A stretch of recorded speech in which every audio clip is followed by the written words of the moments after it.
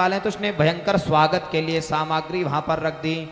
अपने महल को, राजमार्ग को बड़े बड़े फूलों से सुशोभित कर दिया।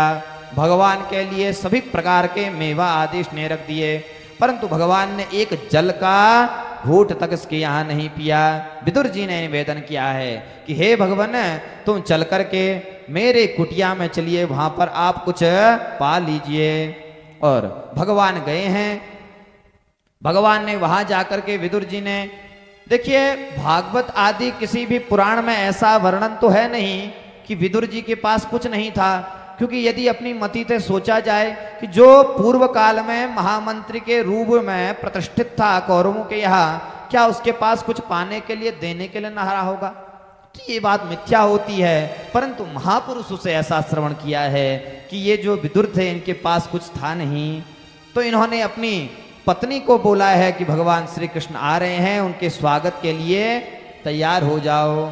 परंतु इनकी जो श्रीमती थी स्नान कर रही थी और भगवान से इतना प्रेम करती थी, जैसे ही वचन को सुना है उसी अवस्था में आई है। भगवान ने अपने पीतांबर को, मैया को, काकी को, ताई को इन्होंने प्रदान किया है और जाकर के उन्हें बैठाया है। और प्रेम के कारण वहां पर केले मात्र थे, उन केले को प्रेम में इन्होंने छिल के भगवान को पवाए। केले को वहां पर नीचे गिराते जा रहे हैं, उतनी ही देर में विदुर जी आ गए हैं।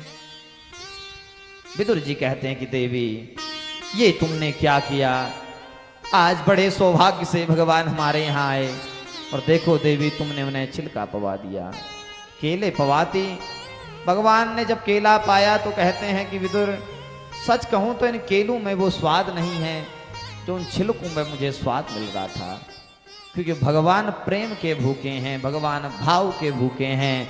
इसलिए भगवान को एक सुमन रूपी पुष्प भी यदि आप भाव से चढ़ाते हैं, भगवान बड़े प्रसन्नचित होकर के आपके मनोकामना को पूर्ण करते हैं। तो भगवान के सामने सर्वोत्तम यदि कोई भक्ति है तो वह भावा भक्ति है। कोई भाव से यदि भगवान को कोई भी वस्तु प्रदान करता है तो भगवान बड़े ही प्रसन्नचित होकर के उसे ग्रहण करते हैं। क्योंकि देखो, भोग आदि लगाया जाता है तो किसी मंदमती के मन में यह विचार आता होगा कि देखो, भगवान को भोग क्यों पवाना चाहिए, भगवान पाते तो है नहीं, तो पवाना क्यों है? तो शास्त्र कहता है कि गंधग्राही जनार्दन, ये जो भगवान है ये आपके भोग से बना हुआ जो गंध है, शुद्ध शुद्ध शुद्ध क्यों? जिसमें न लहसुन पड़ा हो, न प्याज की बदबू आती हो, न किसी प्रकार से तामसी भोजन हो। इस प्रकार के भोजन को भगवान, न ऐसे प्रकार के भोजन में भगवान अपना भाव रखते हैं। भगवान तो शुद्ध भोजन में ही अपना भाव रखते हैं। इसलिए देवा वही गंधग्राहिन, भगवान उसी शुद्ध भोजन से जो निकलती हुई अच्छी अच्छी सुगंध है उसको भगवान ग्रहण करते हैं। इसलिए आज विदुर जी से भगवान कहते हैं कि हे विदुर, छिलकों में जो स्वाद था वह केलों में नहीं है।